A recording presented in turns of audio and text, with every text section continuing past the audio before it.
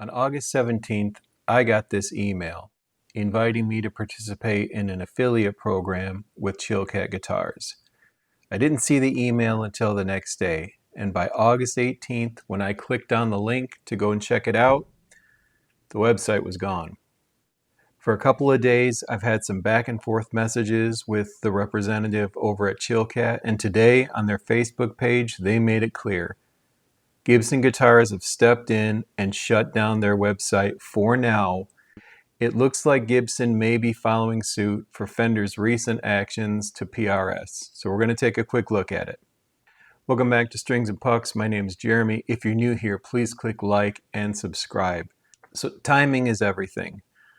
On August 15th, I got a phone call from China. It was a number that I'd seen on the Chillcat website. I'd been inquiring about a YouTube collaboration. If you haven't seen Chillcat Guitars, they make some incredibly beautiful Les Paul replicas. A lot of the videos that I've seen actually show them side by side with Epiphones. They're coming in at around the $400, $500 price range, but they offer discounts and really good discounts to people who want to do collaborations with them. So I had reached out to talk to them because I was so impressed by what I was seeing. So I get the phone call on the 15th. I talk to the representative over there. They ask me about the channel, and then they ask me to email my information over. 2 days later on the 17th, I got this message. Dear Jeremy, thank you so much for reaching out to us. We sincerely appreciate your patience. After a full review by our marketing department, we'd be delighted to invite you to review one of our Chillcat guitars and create a video sharing your experience with the instrument. And based on the kind of music that I do, they sent over a link for the guitar they thought would be a good fit for me. But when I went to click the link, I got something like this. The page was down. So at first I thought it was just bad luck, maybe our internet was down, so I waited a couple hours and tried again. Finally, I sent a message back, thank you for following up. I tried to go to the website, but the page is not loading. Is the website up and running? Their response was, thank you for your email. The background of the website is running. We're doing maintenance, but here you can go check out our Reverb store. So they sent me a link that sent me over to the inventory on their Reverb store. But still, I really wanted to wait to see if the website was back up. Something just felt odd.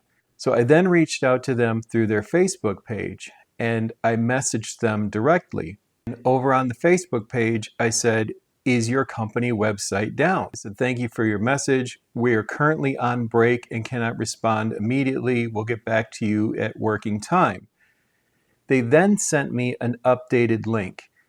So if you don't know, Chillcat used to be called Bad Cat Instruments. They made some changes, but they're reusing the old website now. So they sent me active links to the Bad Cat Instruments website, and they've re-uploaded their inventory there. So then tonight I saw this on the website. It said, on Tuesday, August 18th, 2026, our hosting provider received a complaint from Bates & Bates LLC acting on behalf of Gibson. The complaint alleges that products in our Unicorn series infringe the body shape of a Gibson Les Paul guitar. As a result, our hosting provider has temporarily suspended our website while the matter is being addressed.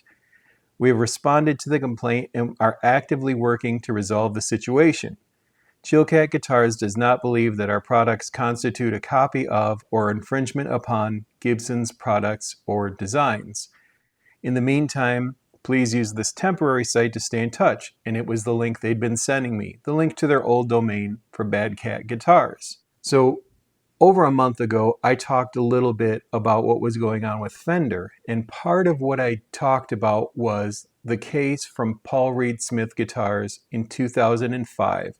PRS had already dealt with a lawsuit from Gibson. Now in that case, PRS won on this premise. The Gibson argument was that you could not distinguish a PRS guitar if you're in a darkly lit restaurant. But after the 2005 case, the number of replica Les Paul style guitars just exploded. But I'm wondering now, why Chillcat Guitars? Because just before I made this video, just to double check, I headed over to Guitars Garden. Firefly has immaculate looking copies of the Les Paul, some of them half the price of a Chillcat. But it's the same principle. These are obviously copies of those guitars. Now the PRS win, they were allowed to start reproducing their single cut again, and they made some cosmetic changes to further distance it from the Les Paul. In this case, all of these replicas now, they strive to look like Les Pauls. I'm not going to deny that, and some of them do an amazing job. The Firefly guitar fans out there absolutely love those guitars. They'll install new pickups. Of course, you've got the Chibsons where you actually have the Gibson logo on a headstock, and some of those get stopped at the ports now, but they still make their way through. So why now is Gibson approaching Chillcat? And I think it's much more closely related to the PRS case, both then in 2005 and with Fender now. If you remember, it came out that when Fender went after PRS, it was shortly after their acquisition of Reverb, where they had access to the sales numbers of the Silver Sky. The Silver Sky wasn't just selling well, it was outselling Fender by a wide margin on their own guitar design. But the Fender Strat has been in the public domain since the late 60s. For Gibson, it's a little different. The argument that PRS won on in 2005 wouldn't work for a company like Chillcat because their guitars are designed to look almost exactly like a Les Paul. But they're far from the only company doing it. But I have to wonder, with their surge in popularity lately, if you do a YouTube search, Chillcat versus Gibson, Chillcat versus Epiphone, it's everywhere. It has saturated the marketplace. I'm getting the feeling that Chillcat guitars are selling very, very well. Well enough to have gotten the attention of Gibson. Now, Gibson has been paying attention, and you remember in 2019, they told companies they were going to be going after them. They did unbelievable damage to the Dean brand of guitars, and they made it clear they were going to continue down that line. But the recent debacle with Fender has probably shown them that a cease and desist letter would probably be incredibly unpopular now. So instead, they went through a backdoor route. They contacted the web hosting company through their attorneys, and the website was shut down. This feels like a warning shot across the bow. What Fender's doing, I've put that on the back burner because we're not going to know for a while, it feels like, what the results are going to be with the trials that are happening over in Europe. So there's really no need to keep pursuing that until we have some forward-moving action. And again, like I said then, I'm not encouraging any type of boycott. And just like what Fender had done, Fender was trying to protect their design, but unfortunately, legally, they had no ground to stand on.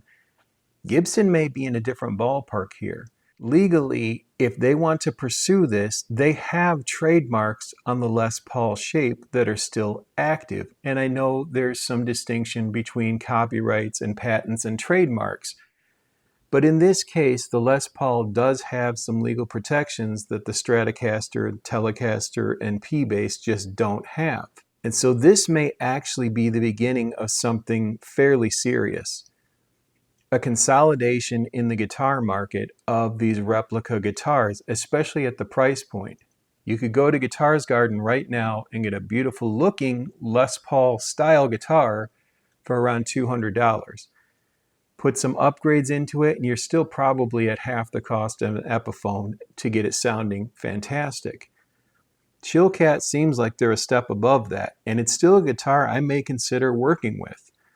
But for now, I'm kind of putting everything on pause because this seems fairly serious. Gibson didn't do a cease and desist, but they did take a legal action of sorts. Their attorneys got a hold of a web hosting company and successfully, if only temporarily, were able to take down the website. Now, are we going to see this with other companies? Is Firefly going to be next? Will the Guitars Garden website all of a sudden go down?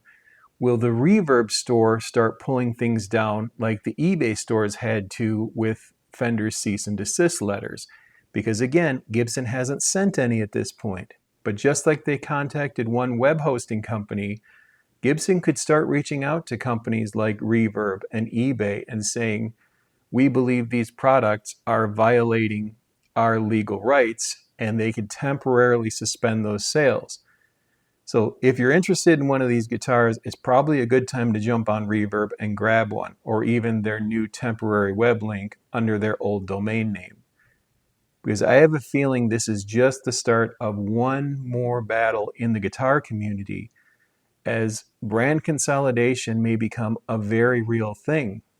Because we've seen the highlight of imitation guitars at an unbelievable price point. But this is just getting started, and there's already been kind of a backdoor win for Gibson here. I would love to hear from you. Look, I'm not denying Chillcat guitars make guitars that look exactly like Les Pauls.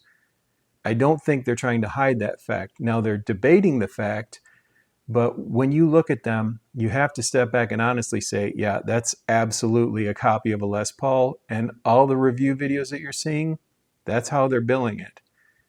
They're not going to be able to use the same argument that Paul Reed Smith used if this ever ends up in court.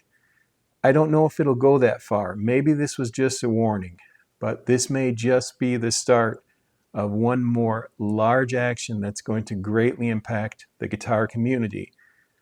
And for me, timing is everything.